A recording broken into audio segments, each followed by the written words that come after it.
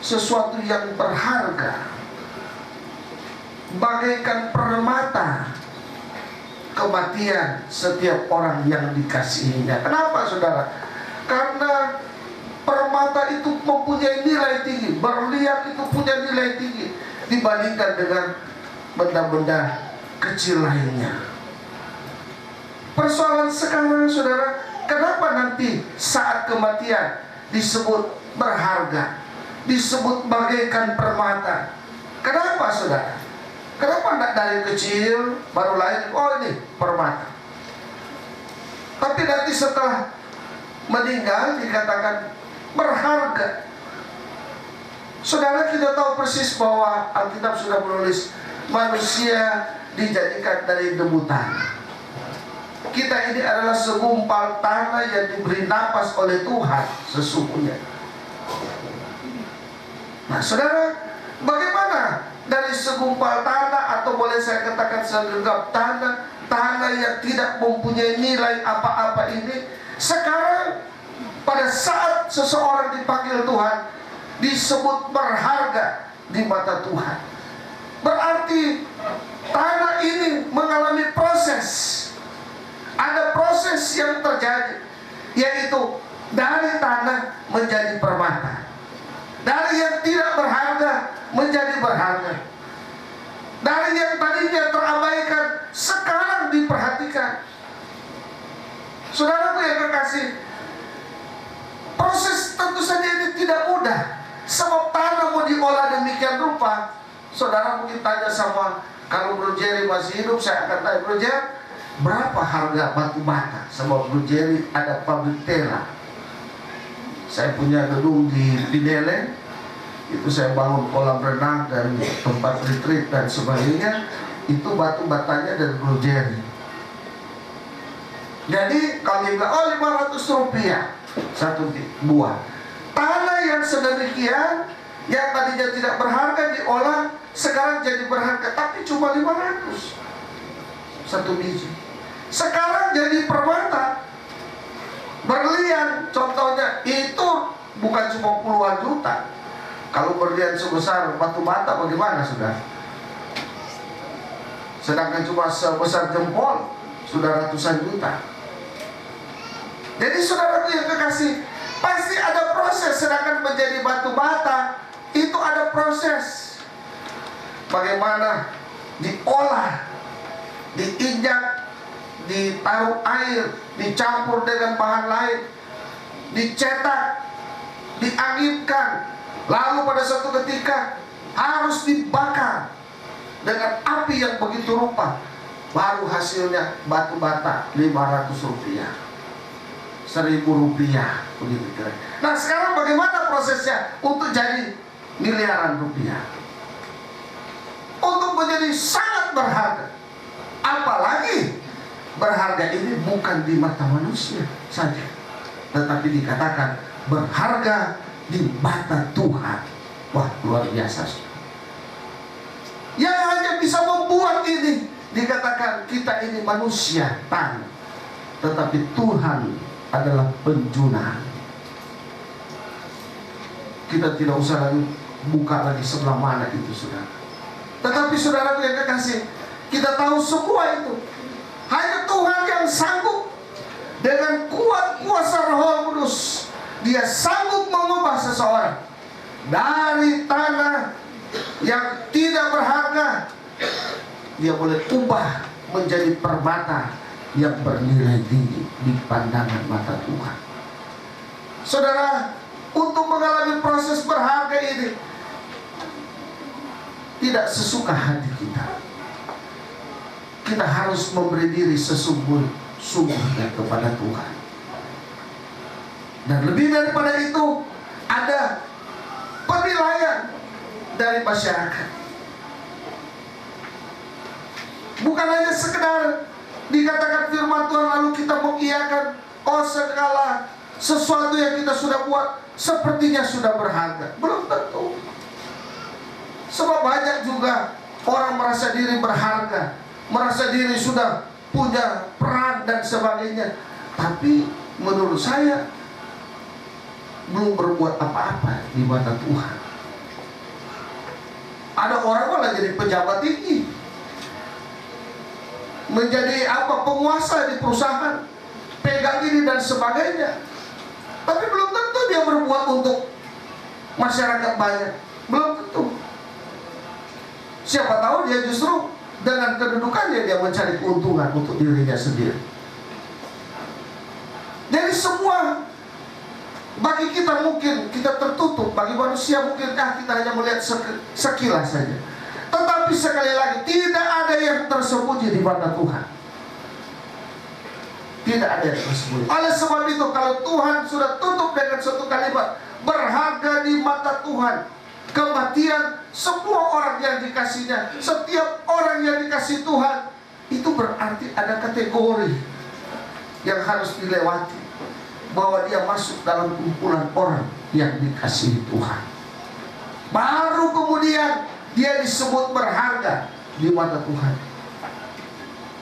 Saudaraku yang kekasih, kita seringkali menganggap bahwa apa-apa yang terjadi pada diri kita, apa yang selama ini kita lakukan, sepertinya sudah begitu hebat, sudah begitu bermanfaat. Karya-karya yang kita buat sepertinya mempunyai nilai-nilai tinggi. Saudara, jangan cepat berbangga. Kita harus jujur pada diri sendiri. Apa benar kita sudah lakukan itu untuk kepentingan orang banyak? Apa benar kita lakukan itu untuk kemuliaan nama Tuhan? Atau hanya untuk sekedar tunjukkan itu, tetapi di balik itu kita mengeruk keuntungan sebesar-besarnya? Ini perlu kita pertanyakan, introspeksi untuk diri sendiri. Tetapi yang Tuhan mau dari kita semua, bahwa hidup kita ini mesti berguna, mesti bermanfaat, sehingga perlu adanya terjadi perbaikan, terjadi perubahan. Ada kualitas kita, mutu kita itu perlu ditingkatkan. Sehingga apa saudara? Apa yang disebut dengan continuous quality improvement, itu memang jelas-jelas mesti ada dalam hidup kita. Sebab kalau tidak ada peningkatan kualitas hidup, apa arti hidup ini? Kita harus dapat merasakan bahwa kita ini ternyata benar-benar keberadaan kita di tengah dunia ini, di tengah kelompok kita ini, di tengah keluarga kita ini benar-benar berharga.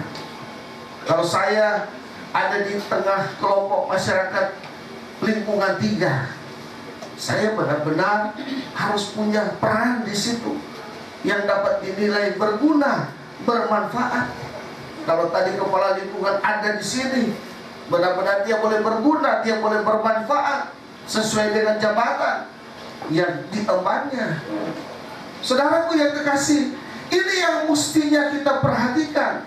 Sebab mengapa saudara? Mungkin saudara berpikir, apakah hanya sederhana seperti itu? Dalam Mazmur dikatakan bahwa dalam Mazmur ini dikatakan begini, berbahagialah orang-orang mati yang mati dalam Tuhan sejak sekarang ini, sungguh kata Roh, supaya mereka boleh beristirahat dari jerih lelah mereka, karena segala perbuatan mereka menyertai mereka. Jadi ternyata saudara, perbuatan kita itu menyertai kita. Bukan tidak. Jadi ada perbuatan yang kelihatan terbuka bagus-bagus, tapi itu perbuatan jelek yang ditutupi kepada suami, ditutupi kepada istri, ditutupi kepada orang tua, kepada anak-anak, kepada tetangga. Ternyata di mata Tuhan tidak ada yang dapat ditutupi. Itu akan apa? Semua perbuatan kita, baik dan jahat, itu akan menyertai kita. Dan kalau ini yang dimaksud dalam Wahyu pasal yang ke-14 ini adalah perbuatan baik, ya baiklah kita untuk menyertai perbuatan baik kita, menyertai kita untuk masuk dalam kerajaan sorga yang tinggal senang kekal selama-lamanya. Tetapi kalau perbuatan-perbuatan jahat, maka perbuatan jahat itulah juga yang akan menyertai kita untuk membawa kita juga masuk dalam neraka yang siksa selama-lamanya. Saudaraku yang kekasih, mari kita dapat memahami ini, bahwa hidup di dalam dunia ini ternyata cuma sebentar. Saya baru lihat paginya berdiri ke depan, saudara. Rumah saya di depan jalan. Saya lihat, oh ada berdiri. Siangnya, sorenya, saya dapat telepon sudah meninggal. Terlalu cepat, saudara. Beberapa bulan lalu kami lari pagi sama-sama. Saya dengar nasihat dia, bro, harus kasih turun tuh berat badan. Iya betul, kalau kita bilang kita barang memang so tampan jelek dia begini, so bulat leh. Dia tahu jadi serupa bola kromoskop semua tadi kita bilang. Dia tertawa-tertawa saudara. Iyo, kita lagi biar bawa begini mah mesti. Tapi tengah berdiri masih gagal orang balinya. Iyo, karena kita banyak suplemen, kita banyak ini. Iya saudara, ini suplemen semua saudara. Iya. Saudara yang kekasih, ada olahraga, tapi sekali lagi kalau Tuhan saudari sampai di sini, siapa mau tahan? Tidak ada. Saudara yang kekasih, kita mesti melihat ini saudara. Upaya-upaya memang perlu, tetapi Alkitab sudah tulis, ya, dikatakan bahwa olahraga itu, gerak badan itu terbatas gunanya, tapi ibadah itu mengandung janji. Ibadah itu luas, besar manfaatnya. Jadi orang juga mesti setia beribadah kepada Tuhan. Saudara yang kekasih saya terus, bahwa perbuatan-perbuatan kita seringkali saudara, tanpa kita sadari, sebenarnya sesungguhnya adalah perbuatan-perbuatan yang jelek di mata Tuhan. Dan kita menganggap hal itu biasa. Sepertinya orang anggap itu, oh iya kata, boleh-boleh jo dia. Di kampung sama dia tuh raja di sini. Orang sendiri yang tinggal di sini boleh masuk di kampung ini saudara. Karena dia lebih berkuasa. Apalagi kalau orang minum, so boleh masuk. Kita ada rumah bukan cuma di sini, sebelah situ ada rumah. Jadi kalau kita mau masuk ke sana, saudara lo tanya, mau pergi mana? Kita bilang kita pergi rumah di sini kan mau tanya pergi mana? Karena so minum, so nyata kenal. Saudara itu penguasa. Lain kali kalau lewat pusing minta izin 4 orang, kita bilang hati karena belum lahir kita solahir. Karena belum dapat bikin rumah atau bikin rumah bertingkat, karena siapa? Tapi itulah yang terjadi saudara. Itu yang terjadi. Orang tua meninggal, kita bantu bagaimana, apa yang bisa saya bantu. Tetapi yang saya terima sekarang adalah sambutan seperti itu. Apakah tindakan ini berguna? Apa tindakan ini bermanfaat? Apakah ini merupakan citra dari orang yang dikatakan orang Kristen, orang percaya? Sangat memalukan saudara. Sebab itu kita perlu introspeksi diri, rubah sikap itu. Kalau tidak ingin ayat ini tidak berlaku pada kita, tetapi kalau ingin ayat ini berlaku kepada kita, berharga di mata Tuhan, kematian setiap orang yang dikasihinya, maka saudara harus berbuat hal-hal yang berkenan kepada Tuhan, hal-hal yang dapat menyenangkan hati Tuhan, hal-hal yang berkenan di hati tetangga-tetangga, di mana para tetangga masyarakat menilai bahwa benar dia mempunyai peran di dalam masyarakat ini yang berguna, yang bermanfaat, dapat dirasakan oleh banyak orang. Mestinya seperti itu. Saudaraku yang kekasih, dan saya tahu saudara apa yang sudah dilakukan oleh almarhum. Mungkin tidak mungkin dituntut sebagai skala besar, tetapi ada beberapa hal yang sudah dilakukan bersama dengan kami. Dan terakhir, kekasih ini sudah banyak mengunjungi daerah-daerah tertentu bersama rukun Maniku. Saya lihat mereka suka bikin penginjilan, ya puji Tuhan, saudara. Begitu juga dengan keluarga besar Pak di Rurukan sana. Saya sudah pernah ke sana, lihat itu kebun sayur di sana. Saya bawa pulang satu mobil saya bawa pulang. Itu sayur vet saya dari sana. Sampai di sini kita kasih berbagi itu satu kampung ini ke belakang. Ya, ini bukan Ampat, karena waktu itu saya tinggal di bukan Ampat. Saudaraku yang kekasih, apa yang bisa kita buat? Apa yang dapat dipikirkan pada saat kita bangun pagi? Hal yang berkenan kepada Tuhan. Tentu saja itu harus diawali dengan doa. Saat kita berdoa, Tuhan akan beracara dalam hati kita. Roh Kudus akan menerangkan apa yang harus kita buat pagi hari ini dan seterusnya. Tapi kalau baru bangun pagi kau sudah cari slow, sudah cari kopi, sudah cari hal, nah ini sudah, ini yang jadi persoalan. Tapi saudara, kalau pagi hari saat kita bangun pagi dan kita cari Tuhan, lain persoalan, saudara. Kita akan dapat itu damai sejahtera. Kita akan dapat petunjuk bagaimana kita harus melangkah hari ini. Saudaraku yang kekasih, saya tahu apa yang dibuat akhir oleh almarhum. Sebab sebelum dia merasa sakit, mungkin dia ada jalan sedikit, dia rasa, aduh sepertinya ini ada, cepat-cepat dia melangkah keluar sana cari obat mungkin, atau tetapi ada satu hal yang dia buat, ya saya tahu persis sebab saya selesai itu cepat-cepat saya datang ke sini. Ternyata saudara, dia membaca Alkitab, dia berdoa bersama anaknya, bersama keponakannya, dia minta pertolongan dari Tuhan. Bahwa luar biasa, ya. Banyak orang dalam keadaan panik seperti itu, bukan cari Tuhan, tapi cari orang panik dan sebagainya. Tetapi yang dilakukan oleh almarhum, karena memang dari dasar hatinya dia tahu dia mesti cari siapa, dan yang dia cari adalah Tuhan.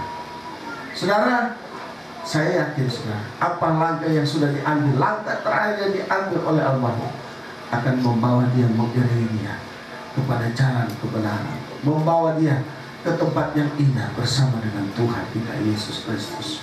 Oleh sebab itu, bagi keluarga tidak usah terlalu larut begitu jauh di dalam kesedihan, sebab kita tahu pada satu ketika Tuhan akan pertemukan kita dengan orang tua kita yang sudah melayani Tuhan, asalkan pula kita mau setia kepada Tuhan. Saudara, saya tahu sore hari ini tadi alarm suka bunyi supaya kesehatan kita 12 menit, 20 menit.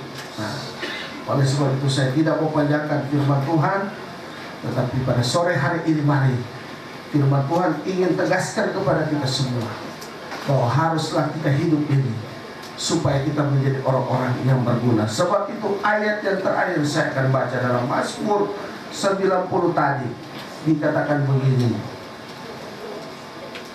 Ayat yang ke-12, ajarlah kami menghitung hari-hari kami sedemikian hingga kami beroleh hati yang bijaksana. Mazmur 90 ayat 12 ini memberikan pengajaran kepada kita untuk setiap kali kita berdoa pagi hari, kita minta kepada Tuhan, ajarlah kami menghitung hari-hari kami sedemikian supaya kami diberi hati yang bijaksana. Hanya orang yang bijaksana yang tahu melakukan mana yang baik dan menghindar dari yang jahat. Tetapi kalau dari bangun pagi cari-cari hal, dia tidak mau jadi hati yang bijaksana. Dia akan terus cari hal sampai jadi hal. Kira-kira seperti itu. Puji Tuhan, Tuhan kiranya memberkati, dan biarlah keluarga pun dapat dikuatkan, diteguhkan imannya, dan dihiburkan oleh Tuhan. Mari saudara kita bangkit berdiri, kita akhiri ibadah ini. Belakang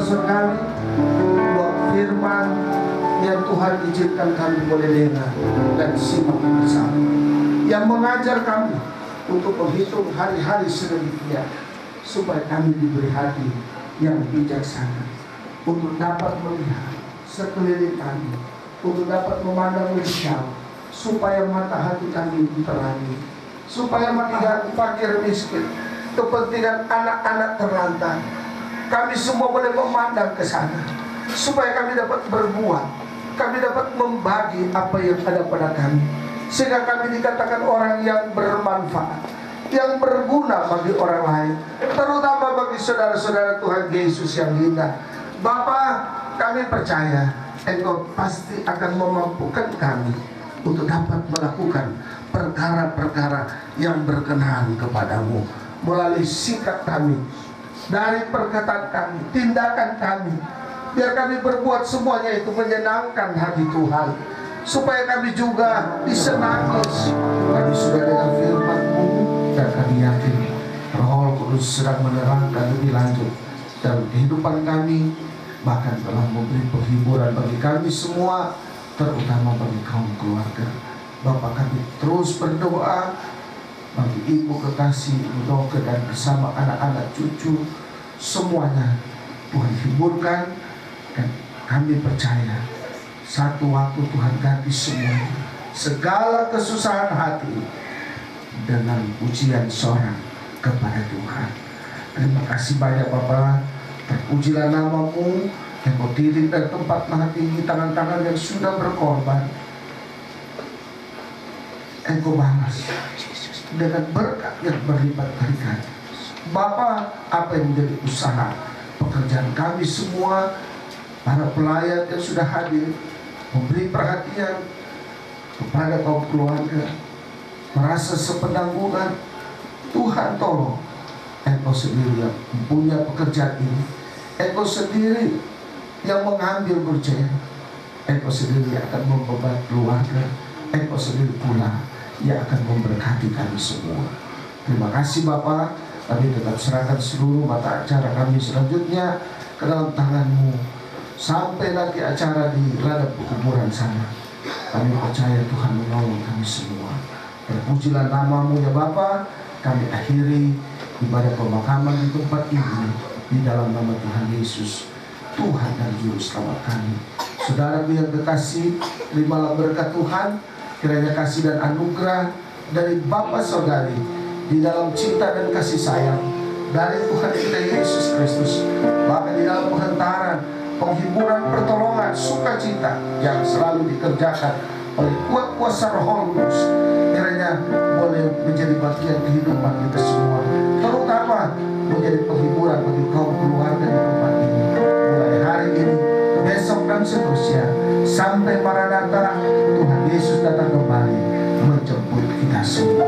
Di dalam berkat nama Tuhan Yesus Kristus. Haleluya. Amin.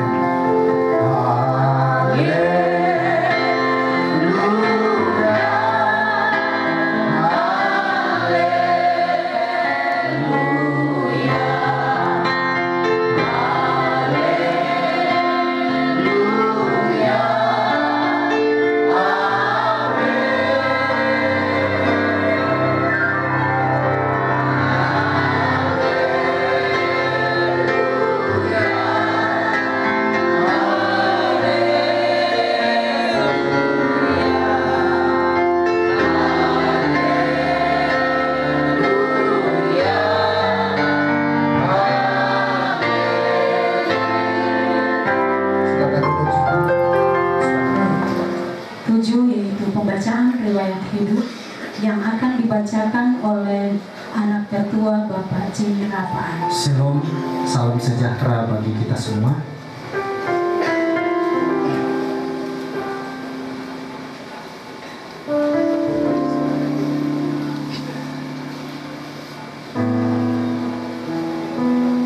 Saya akan membacakan riwayat hidup dari almarhum Bapak Jimmy Rapaan sebagai anak tertua dari 6 bersaudara.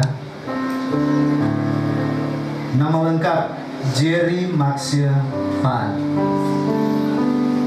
tempat dan tanggal lahir pemohon 20 Januari 1953. Riwayat pendidikan SD RK 6 Manado pada tahun 1966. SMP RK 2 Manado pada tahun 1969. SMA Negeri 3 Manado tahun 1972 dan Fakultas Pertanian Unsrat Manado.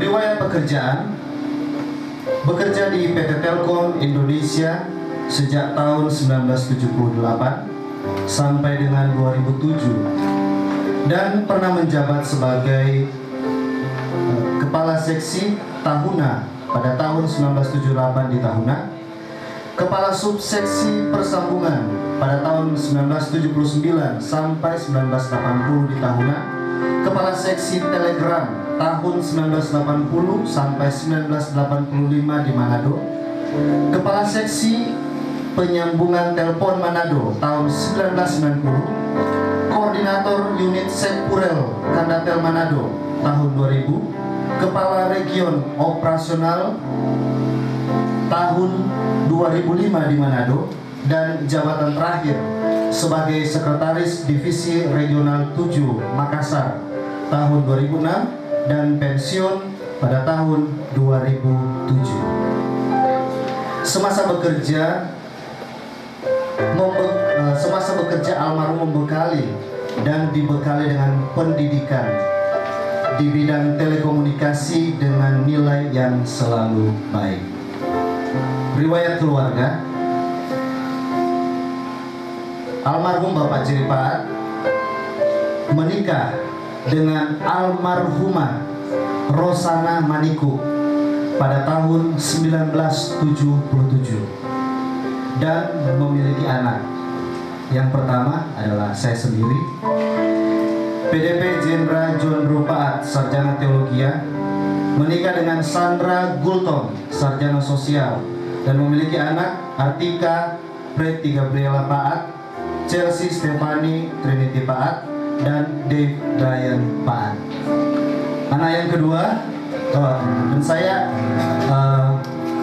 bertugas sebagai hamba Tuhan melayani di GBI Road Ministry di Batam.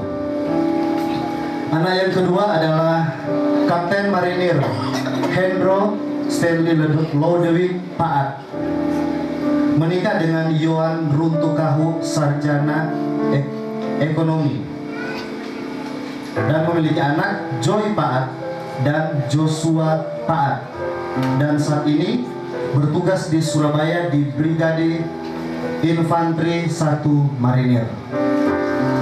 Anak yang ketiga adalah Andre Antoine Paat, Sarjana Ekonomi, menikah dengan Teresia Sanger, Sarjana Teknik, dan memiliki anak Karen Paat, dan saat ini bertugas di PT Pegadaian di Pitu. Anak yang keempat, Romli Wawan Paat, Sarjana Ekonomi Akuntansi, dan pada saat ini bekerja di Jamkrindo di Manado. Anak yang kelima, Olden Naftali Maniku Paat, sekarang kuliah di Universitas Bunda Mulia di Jakarta semester yang kelima. Anak yang keenam, Mulyanto Abraham Paat, dan pada saat ini duduk di kelas 2 SMP Rafael Manado. Kemudian pada tahun 2006 almarhum Bapak Jerry Paat menikah dengan Ibu Feni Noke Kelean, yaitu mama kami sampai sekarang. Almarhum meninggal di Rumah Sakit Advent Teling pada hari Rabu tanggal 24 Juli 2013 pada pukul 15.45 dan tutup usia di 60 tahun 6 bulan 4 hari. Terima kasih.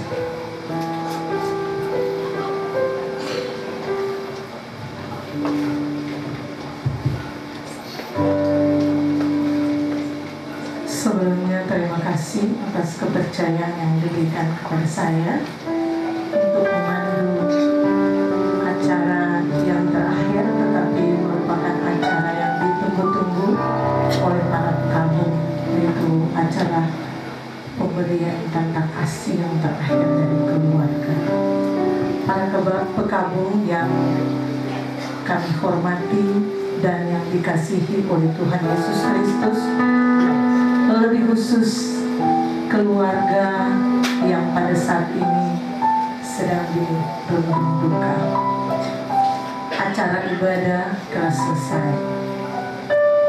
Tinggal beberapa jam lagi. Almarhum suami, papa dan opah tercinta akan meninggalkan ruangan ini, dan yang pasti ada kekosongan yang akan terjadi pada beberapa jam kemudian. Mungkin pada saat kita sedang berhadapan dengan jasad yang ada, belum terasa kita telah kehilangan orang yang kita cintai dan kita kasihi, orang yang menjadi penopang di tengah-tengah keluarga. Tetapi keluarga harus menerima ini dengan lapang dada, dengan sepenuh hati, karena sebagai orang yang percaya, apapun yang dibuat oleh Tuhan di tengah-tengah keluarga itu merupakan hal yang paling indah, yang paling baik, dan kenyataan ini harus kita aminkan bersama. Itu saudara-saudara, kita akan saksikan bagaimana wujud cinta kasih dari istri, anak-anak, dan cucu-cucu kepada papa, opa, dan suami yang tercinta.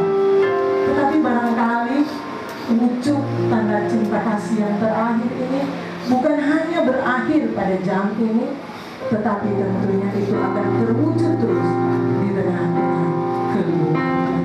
Dan pasti andalkan Tuhan di dalam kehidupan kita, sehingga penghiburan yang sejati dari Tuhan terus mewarnai keluarga yang berduka pada saat ini. Untuk itu saudara-saudara, saya akan mengundang pemberian tanda cinta kasih yang terakhir, dinyatakan mulai daripada anak yang paling tua. Kami mengundang apakah anak yang paling tua dan seterusnya anak yang paling bungsu, lahir dengan istri tercinta, pemberian ciuman ataupun rangkaian bunga atau apa saja, nanti kita akan saksikan bersama. Pertama, kami mengundang dengan kasih pemberian tanda cinta kasih yang terakhir dari anak Jenderal Paat bersama istri dan anak-anak. Disilakan.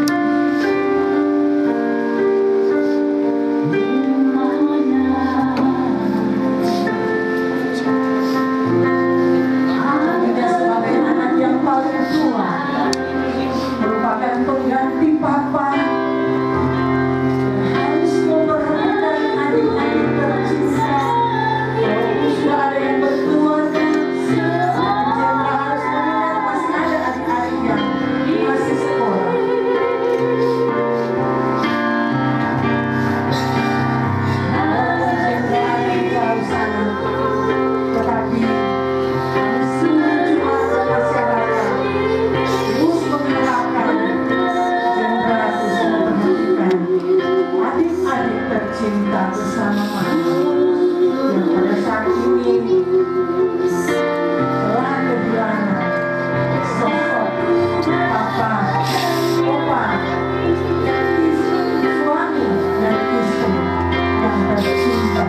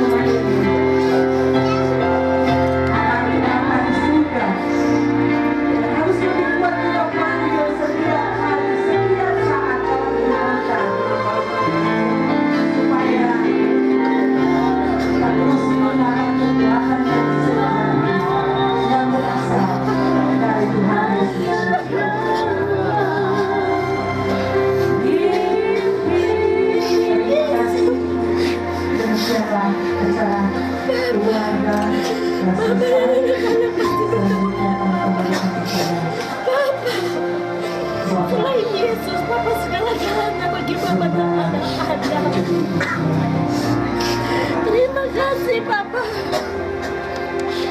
Bertahun-tahun menjadi suami dan ayah yang baik hati. Terima kasih Papa. Selamat jalan Papa. Papa berbahagia di surga bersama Yesus.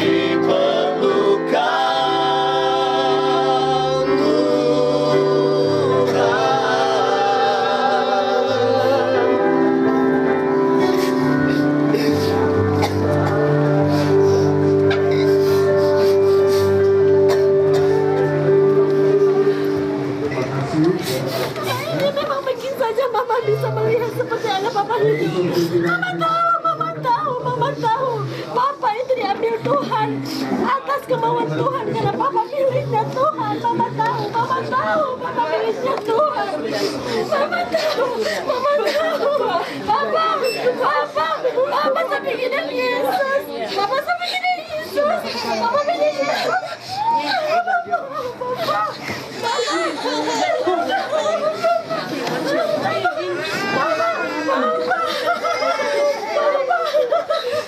Papa selamat jalan, Papa ini aja, Papa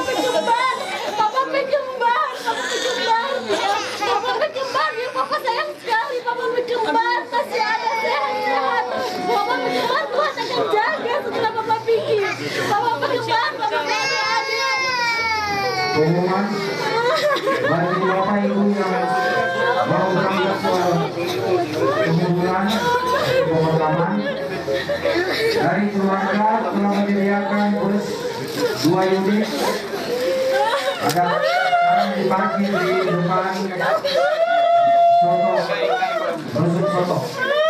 Jadi kalau bapak-bapak ibu yang mau ikut, keluarga menyediakan bus 2 unit parkir di depan Soto Rusuk.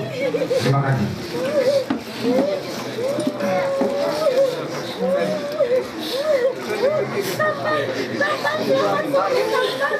Selamat sore.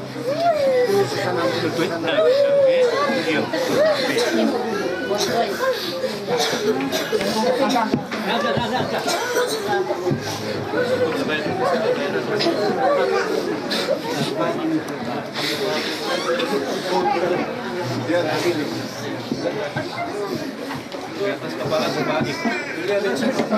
Kepala.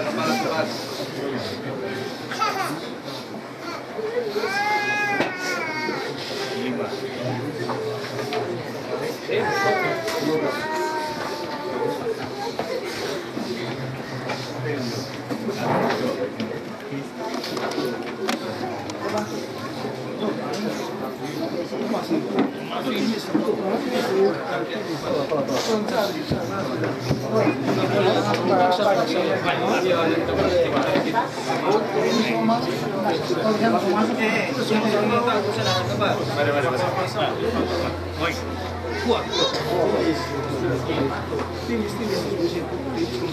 Nah, ini buat ini.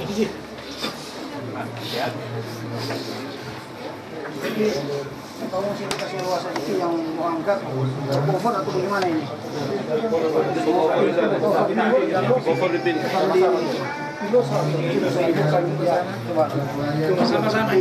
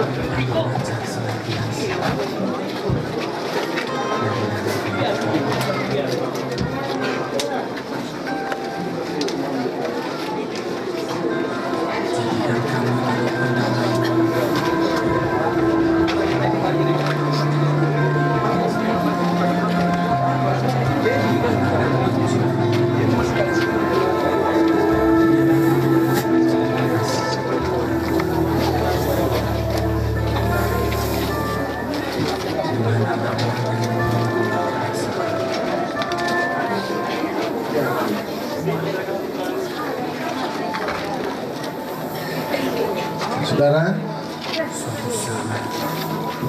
mohon kesabaran sebentar. Kita akan ikuti dulu penyerahan diakonia. Diakonia ini akan disampaikan oleh Ibu Rohani DPD Irena Ibu Lindawati Samas SPD kepada Ibu Nok Kabir Pusat.